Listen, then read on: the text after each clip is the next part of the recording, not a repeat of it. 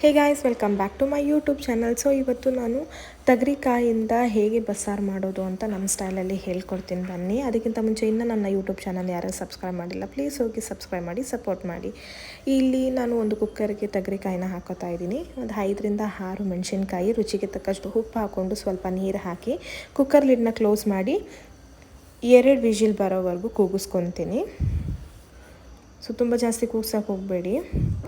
So ಇಲ್ಲಿ ಕೂಗಿಸಿದಾದಮೇಲೆ ಇಲ್ಲಿ ನಾನು ಕಾಳು ಮತ್ತು ನೀರನ್ನ ಸಪ್ರೇಟ್ ಮಾಡಿ ಸೋಸ್ಕೊಂಡು ಎತ್ತಿಟ್ಕೊತಾ ಇದ್ದೀನಿ. ಈ ಕಡೆ ನಾವು ಮಿಕ್ಸಿ ಜಾರಿಗೆ ಮಸಾಲೆನ ರೆಡಿ ಮಾಡ್ಕೊಬೇಕಾಗತ್ತೆ.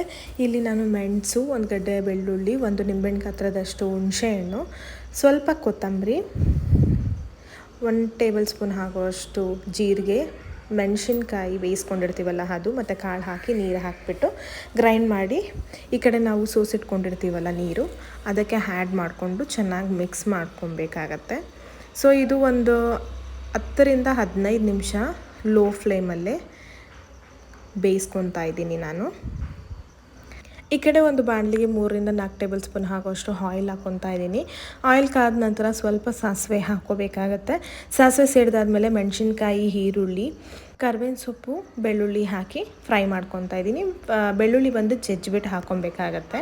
ಹಾಕ್ಕೊಂಡಿದ್ದಾದಮೇಲೆ ಗೋಲ್ಡನ್ ಕಲರ್ ಬರೋವರೆಗೂ ಈರುಳ್ಳಿನ ನಾವು ಫ್ರೈ ಮಾಡ್ಕೋಬೇಕಾಗತ್ತೆ. ಅದಾದ ನಂತರ ಈ ಕಡೆ ನಾವು ಕಾಳನ್ನ ಎತ್ತಿಟ್ಕೊಂಡಿರ್ತೀವಲ್ಲ ಅದನ್ನು ಅದಕ್ಕೆ ಆ್ಯಡ್ ಮಾಡಿಕೊಂಡು ಕ್ಲೀನಾಗಿ ಫ್ರೈ ಮಾಡ್ಕೋಬೇಕಾಗುತ್ತೆ. ಇದೇನು ಜಾಸ್ತಿ ಬೇಯಿಸ್ಬೇಕಾಗಿದ್ದ ಅಗತ್ಯ ಇಲ್ಲ, ಯಾಕಂದರೆ ನಾವು ಆಲ್ರೆಡಿ ಕೂಗಿಸ್ಕೊಂಡು ಬೇಯಿಸ್ಕೊಂಡಿರೋದ್ರಿಂದ ಸ್ವಲ್ಪ ಬಿಸಿ ಮಾಡಿಕೊಂಡ್ರೆ ಸಾಕು.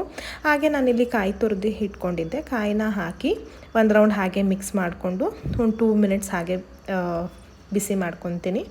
ಸೊ ಫೈನಲಿ ಇಲ್ಲಿ ಕಾಳು ಒಗ್ಗರಣೆ ಆಗಿದೆ. ಈ ಕಡೆ ಸಾಂಬಾರು ರೆಡಿ ಆಗಿದೆ. ಸೊ ನೀವು ಒಂದ್ಸಲ ಟ್ರೈ ಮಾಡಿ ಟೇಸ್ಟ್ ಹೇಗಿತ್ತು ಅಂತ ನನಗೆ ಕಮೆಂಟ್ ಬಾಕ್ಸಲ್ಲಿ ಕಮೆಂಟ್ ಮಾಡಿ. Thank you.